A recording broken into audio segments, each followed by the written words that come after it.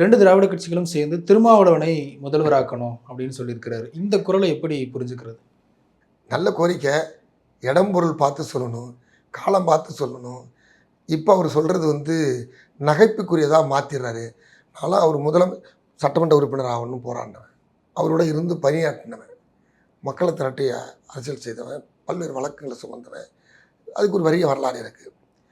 அதை தாண்டி நாடாளுமன்ற உறுப்பினர் ஆகணும்னு இன்னைக்கு அப்படி ஒரு சூழல் இருக்கு. நாடாளுமன்ற உறுப்பினர் ஆகணும்னு போராடணும் எங்களோட லட்சியம், ஆசை, அவருடைய கனவு. நாடாளுமன்ற உறுப்பினர் ஆனார். அதுக்கப்புறம் விடுதலை சிறுத்தைகள் கட்சியாக அங்கீகாரம் பெறணும், பட்டியலின மக்களுக்காக இருக்கிற கட்சி என்று அடையாளம் தாண்டி பொது கட்சியாக அதை வரணும்னு ஆசைப்பட்டார். அந்த இடத்த அடைஞ்சாச்சு.